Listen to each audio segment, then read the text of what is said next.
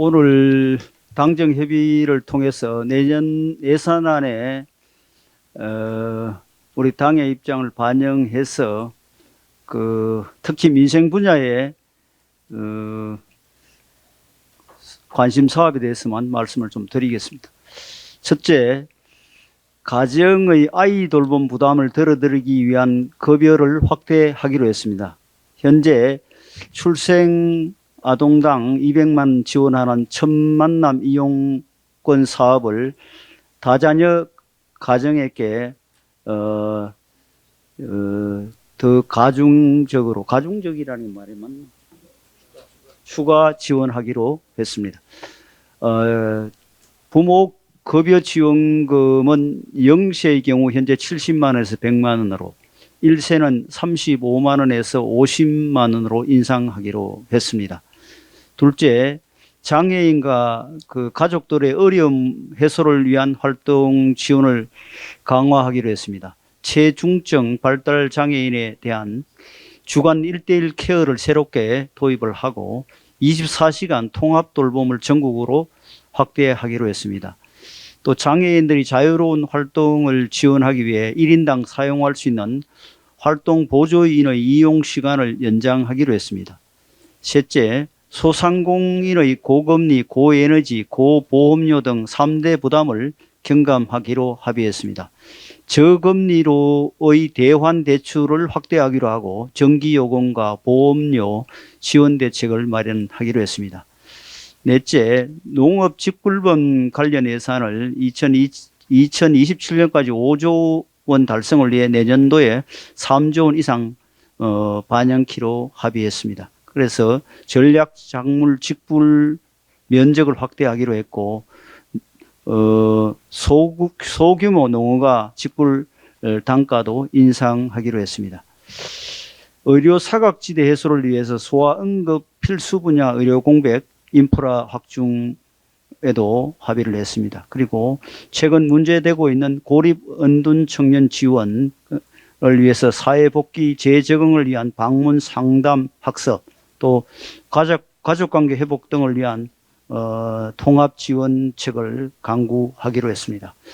그리고 저소득층 대학생의 국가장학금 지원 한도를 확대하기로 하고 대학생 생활비 대출 한도도 인상하고 1,000원의 아침밥도 확대하기로 했습니다.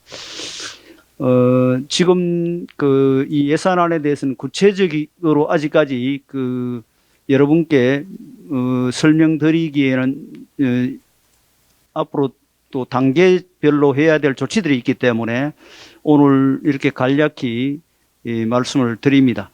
정부안이 편성된 이후에도 필요한 민생 예산에 대해서는 국회 심의 과정에서 반영하도록 당이 최선을 다하겠습니다. 이상입니다.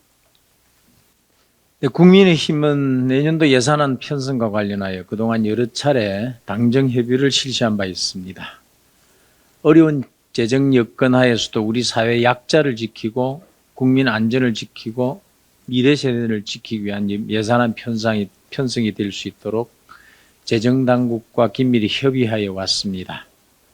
특히 당은 그동안 김기현이 간다 등 민생 탐방과 각종 현안 관련 당정 협의를 통해 국민이 필요로 하는 예산 사업들을 발굴하고 내년 예산안에 최종 반영될 수 있도록 최선을 다해 왔습니다. 지난 6, 7개월간 17개 지자체별 민생예산 정책협의회를 개최하여 국가 균형 발전을 위한 시도의 수건 사업들을 청취하고 내년 예산안에 편성될 수 있도록 노력도 했습니다.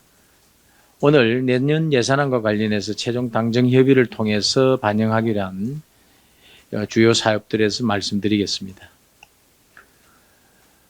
당 정책 사업과 반영과 관련해서 우선 당이 추진한 민생 탐방 그리고 현안 당정 협의 후속 조치로 편성을 요구한 주요 예산 사업들이라고 보시면 되겠습니다.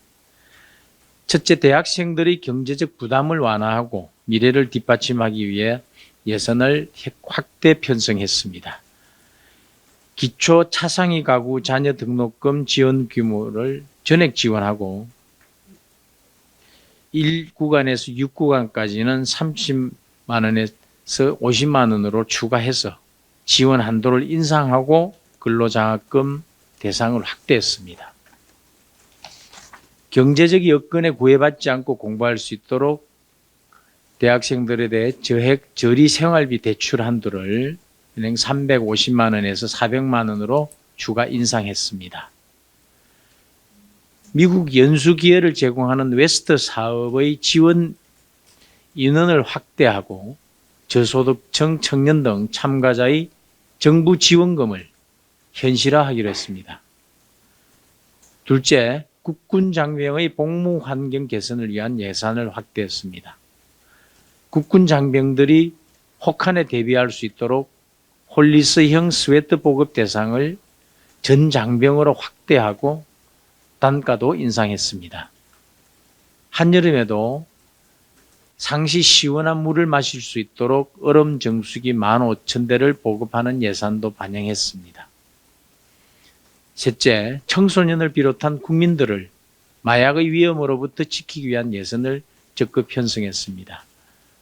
청소년 마약 예방 교육을 확대하고 중독 재활센터의 권역별 설치 확대를 반영했습니다.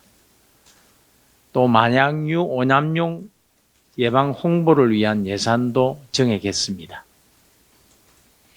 넷째, 어민들의 고충을 들어드리기 위한 지원 예산을 편성했습니다. 연근의 의선을 감축을 위한 예산을 확대 반영했습니다. 근해 의선의 전자적 보고체계 구축을 위한 통신망 개선과 단말기 업데이트에 필요한 예산을 반영했습니다. 다섯째, 국가 유공자와 상위 유공자들의 재활을 돕기 위한 예산을 신설하고 또 확대했습니다. 국가 유공자들이 선호하는 재활교육, 체험 지원 프로그램 등을 제공하기 위한 사업을 신설했습니다. 상위 유공자가 전문 체육인으로 성장할 수 있도록 재반 여건 지원을 위한 예산을 확대 반영했습니다. 어제 원내대책 때 언급했던 정책사업, 가족 돌봄 지원 예산, 그리고 가정의 교통비 부담 완화를 위한 예산 확대한 부분은 어제 발표한 내용으로 대신하도록 하겠습니다. 감사합니다. 지역별 주요 예산사업 관련 협의 내용을 말씀드리겠습니다. 국민의힘은 지역별 민생 예산사업 및 현안 건의사항 청취를 위해서 지난 6월 14일 호남권에서 시작하여 7월 6일 부산 경남을 끝으로 총 9번에 걸쳐 지역 민생 예산정책협의회를 개최하였습니다. 전국의 각 광역지자체에서 지역 발전을 위해 내년도 예산안 반영 요청한 사업에 대해서 기재부와 협의한 결과 내년도 정부 예산안에 반영키로 된 대표적인 사업을 말씀드리겠습니다. 호남권인 광주는 아시아 물역사 테마 체험관 조성 사업, 전라북도는 지덕권 산지 약용식물 특화 산업화 방안 연구, 전라남도는 AI 첨단 농산업 융복합 지구 조성 예산을 반영하기로 합의하였습니다. 수도권의 인천시는 인천발 KTX 건설, 경기도는 수도권 광역급행철도 GTX-A 노선 조기 개통을 반영하기로 합의하였고, 서울의 경우는 안전과 관련된 전동차, 에스컬레이터 등 노후시설 개선에 대해서 보완 대책을 마련하여 국회 심사 과정에서 정액 추진하기로 합의하였습니다. 영남권인 부산에서는 가덕도 신공항 건설, 울산은 멀티오믹스 기반 난치암 맞춤형 진단치료 상용화 기술 개발, 경남은 우주환경 시험시설 인프라 구축을 위한 예산을 반영키로 합의하였고, 대구는 도시철도 엑스코선 건설, 경북은 메타버스 디지털 미디어 혁신 허브 구축을 위한 예산 반영을 합의하였습니다. 충청권인 대전은 도시철도 2호선 트램 건설, 세종은 금강 횡단교량 타당성 조사비, 충북은 충청 내륙 고속화도로 1에서 409 조기 완공, 충남은 서산공항 건설을 위한 예산 반영을 합의하였습니다. 강원도는 반도체 클러스터 조성을 위한 의료 전문 인력 양성센터 및 반도체 소모품 실정센터 구축, 제주는 공공 하수 처리 시설 현대화를 위한 국비 반영을 합의하였습니다. 향후에도 지역 균형 발전을 위해 지자체와 협의하여 국회 심사 과정에서도 적극 반영될 수 있도록 국민의힘에서는 최선의 노력을 다하겠습니다.